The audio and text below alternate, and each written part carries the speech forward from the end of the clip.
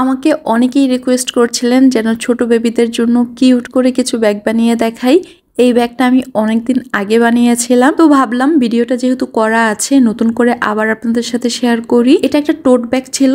এই ব্যাগটার উপরে এইরকম কাপড়ের ফুল বসিয়ে একটি ডিজাইন করেছি। আর পিন্টারেস্টে আমি অনেকদিন ধরে এরকম কিছু ব্যাগ দেখছিলামও। তো এখানে ব্যাগটা বানানোর জন্য ফার্স্টে আমি সুতির কাপড় নিয়ে নিয়েছি। কাপড়টা লম্বায় আছে 22 ইঞ্চি এবং চওড়ায় আছে 14 ইঞ্চি। আজ আমি যে কাপড়টা ব্যবহার করছি এটা একটা চিকেন কারের কাপড়। তো এখানে বেসটা আমি চিকেন কারের কাপড় দিয়ে বানাবো। এখানে আপনারা বেসটা যে কোনো কাপড়ের দিয়েই বানাতে পারেন, কিন্তু আমি বলবো উপরের যে ফুলের অংশগুলো আছে সেইগুলো যদি আপনারা যে কোনো সিল্কের কাপড় দিয়ে বানান তাহলে উপরের ফুলের অংশটা দেখতে পিন্টারেস্টের রেফারেন্সে যে ছবিটা দেওয়া আছে ওই ব্যাগটার মতোই হবে। এখানে যেহেতু আমি সুতির কাপড় দিয়ে বানিয়েছি তো ফুলটা অত সুন্দর দেখাও যাচ্ছিল না। তো ব্যাগটার উপর একই মাপের একটি পেস্টিং কেটে আয়রন করে আমি লাগিয়ে নিয়েছি। এখন ব্যাগের উপরের অংশে আমি চেইন লাগাবো। তার জন্য ব্যাগের কাপড়টি থাকবে সোজা সাইডে এবং চেইনটাকে রাখবো উল্টো সাইডে। চেইনটাকে এভাবে সেলাই করার পর চেইনটাকে এভাবে উল্টিয়ে এই কাপড়টার উপর একটি চাপ সেলাই দিয়ে নিব। ঠিক একইভাবে অপর পাশেও আমি চেইনের কাপড়টি লাগিয়ে নিব। এখন ব্যাগের এই কাপড়টাকে আমি উল্টো করে নিব। উল্টো করে ব্যাগের সাইড ফিটিং করে নিব।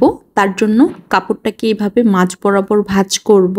দুই পাশে এভাবে সেলাই করে সাইডটাকে ফিটিং করে নিব এবং যখন সাইড ফিটিং করব তখন চেইনটা কিন্তু অবশ্যই খোলা রাখবো, না হলে কিন্তু ব্যাগটা আমি উল্টাতে পারবো না। এখন ব্যাগটাকে মাঝ বরাবর ভাঁজ করে নিচের অংশ থেকে 5 সেন্টিমিটার বা 2.5 ইঞ্চিতে দাগ দিয়ে নিব।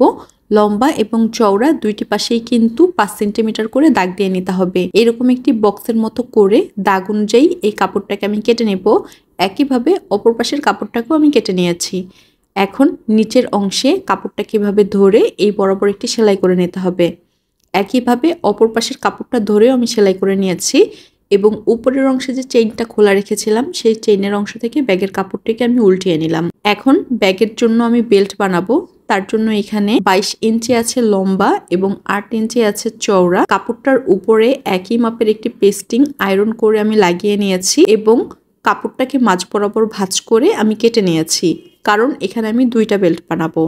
কাপড়টার দুইটি পাশেই এভাবে ভাঁজ করে আয়রন করে নিয়েছি এবং তার মাঝ বরাবর আরেকটি ভাঁজ করে এইরকম একটি বেল্ট বানিয়ে নিলাম। এখানে আমি ফিনিশিং ভালো আসার জন্য আয়রন করে নিয়েছি। আপনারা চাইলে এই পার্টটা স্কিপও করতে পারেন। এখন দুইটি পাশে এভাবে আমি সেলাই করে দেখতেই পাচ্ছেন একটি বেল্টের মতো বানিয়ে নিয়েছি।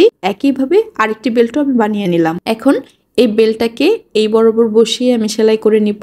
একইভাবে অপর পাশেও আমি বেলটাকে বসিয়ে সেলাই করে নিব। তো এইখানে আমার মোটামুটি ব্যাগটা সেলাই করা হয়ে গিয়েছে। এটা খুবই ছোট সাইজের একটি ব্যাগ। এই ব্যাগটা একদম বেবিদের জন্য পারফেক্ট। এখন উপরের অংশে কিছুটা ডিজাইন করার জন্য আমি কিছু ফুল বানিয়ে নিব। আপনারা চাইলে এই পার্টটা স্কিপও করতে পারেন। আর এই পার্টটা যদি আপনারা দিয়ে থাকেন তাহলে আমি বলবো এখানে অবশ্যই আপনারা সিল্কের কাপড় বা কিছুটা সফট কাপড় ব্যবহার করবেন। তাহলে যখন এই ফুলগুলো বানাবেন ফুলগুলো দেখতে অনেক বেশি সুন্দর দেখা যাবে। এখানে আমি ফুলটা কিছুটা বড় বানিয়ে ফেলেছিলাম, যার কারণে ব্যাগের তুলনায় ফুলটা খুব বেশি বড় দেখা যাচ্ছিল। তো এইখানে এই ফুলটা বানানোর জন্য ছোট করে কাপড়টা কেটে নিলেই হবে। তো কাপড়টাকে মাঝ বরাবর ভাঁজ করে সেলাই করে নিয়েছি। এখন এভাবে কাপড়টাকে ঘুরিয়ে একটি ফুলের মতো বানিয়ে নিলাম। তো একে একে সবগুলো ফুল আমি বানিয়ে নিব। আর এই ফুলটা যখন বানাবো আগেও বলেছি এখনো বলছি ফুলটা কিছুটা ছোট করে বানাবো। এখন গ্লুগানের সাহায্যে এই ফুলগুলোকে আমি এভাবে বসিয়ে নিব। একে একে আমার সবগুলো ফুল বসানো হয়ে গিয়েছে এবং দেখতেই পাচ্ছেন কি কিউট ছোট্ট সাইজের একটি ব্যাগ হয়েছে।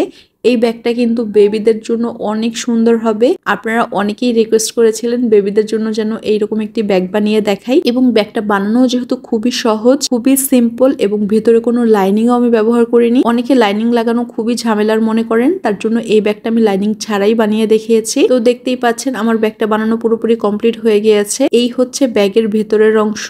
বেবিরা টুকিটাকি জিনিস ওদের রাখতে পারবে। তো এই ছিল আমার ছোট্ট বেবিদের জন্য একটি ব্যাগ বানানো। ব্যাগ বানানোর ভিডিওটি কেমন লেগেছে সেটা আমাকে অবশ্যই কমেন্ট করে জানাবেন, এবং নেক্সট কি ধরনের ভিডিও দেখতে চান সেটাও আমাকে কমেন্ট করতে পারেন। আজ এই পর্যন্তই। আল্লাহ হাফিজ।